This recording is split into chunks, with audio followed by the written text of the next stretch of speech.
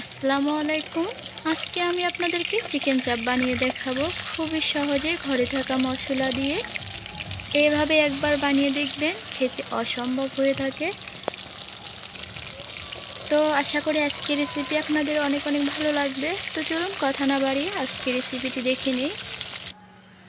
প্রথমে আমি এখানে নিয়ে নেব চিকেন, আর এটা কিন্তু হাড় ছাড়া মুরগির যে বুকের পেস্টটাতে যে এরকম হাড় ছাড়া মাংস থাকে, ওখান থেকে আমি এই 2 পিস মাংস নিয়েছি। আর এটা আমি কিন্তু ভালো করে ধুয়ে পরিষ্কার করে নিয়েছি। এই পর্যায়ে আমি এটা একটা কাঁটা চামচের সাহায্যে এভাবে একটু কেচে কেচে নেব। এতে করে এর ভেতর পর্যন্ত মশলাটা পৌঁছে যাবে। এ পর্যায়ে দিয়ে দিব হলুদের গুঁড়া, লাল মরিচের গুঁড়া দিয়ে দিব, গরম মশলার গুঁড়া দিয়ে দিব, ধনিয়ার গুঁড়া আর দিয়ে দিব গোলমরিচের গুঁড়া। এই পর্যায়ে দিয়ে দিব আমি স্বাদ মতো লবণ, দিয়ে দেব জিরে বাটা, রসুন বাটা, আদা বাটা। তো বাটা মশলাটা দিয়ে দিছি। এ পর্যায়ে ভালো করে হাতের সাহায্যে এই চিকেনটাকে ভালো করে মশলার গায়ে মেখে নেব।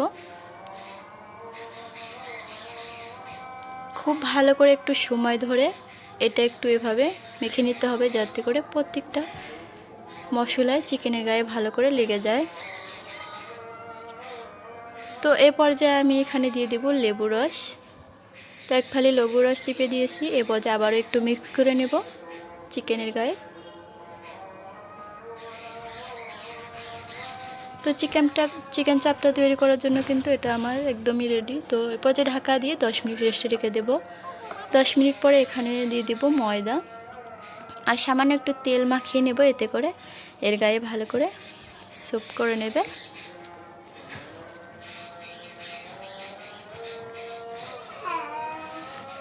তো দেখতেই পাচ্ছেন আমি ভালো করে একটু সময় ধরে এটা মিশিয়ে নিয়েছি। তো এরপর যে ভেজে নেব, তার জন্য আমি ছাদে চলে আসছি। ছাদে মাটির চুলাতে আগুন ধরিয়ে একটা কড়াই বসে দিয়েছি। প্রথমেই দিয়ে দিলাম পরিমাণ মতো তেল। তেলটা গরম হয়ে আসলে আমি এখান থেকে চিকেন চাপটা দিয়ে দেব। তো একে একে আমি 2টা চিকেন চাপই কিন্তু তেলেতে ছেড়ে দিয়েছি। এরপর যে শুধু ভেজে নেওয়ার পালা। তো এক পিসটি কিন্তু ভাজা হয়ে আসছে, আমি উল্টিয়ে দেব। তো 2টা চিকেন চাপই আমি সুন্দর করে উল্টিয়ে দিয়েছি। এভাবেই কিন্তু একটু সময় ধরে উল্টিয়ে পাল্টিয়ে ভেজে নেব। আর এভাবে একটু চেপে চেপে দেব, এতে করে ভেতর থেকে মচমচে হয়ে আসবে আর খেতেও অনেক ভালো লাগবে।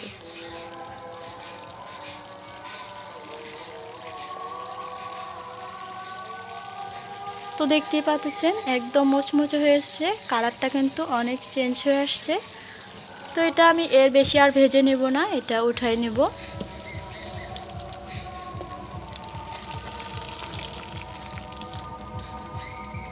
তো তেল থেকে কিন্তু আমি চিকেন চাপগুলো উঠিয়ে নিয়েছি।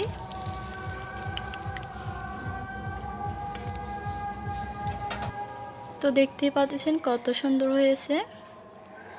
ঘরে থাকা সামান্য কিছু মশলা দিয়ে কিন্তু এভাবে চিকেন চাপটি বানিয়ে নিতে পারবেন।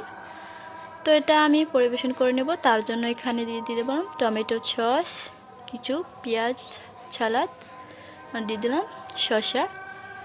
তো দেখতেই পারতেছেন আজকের এই চিকেন চাপের রেসিপিটি এ পর্যন্তই। তো আমি আপনাদেরকে একটু দেখিয়ে দিচ্ছি এটা কতটা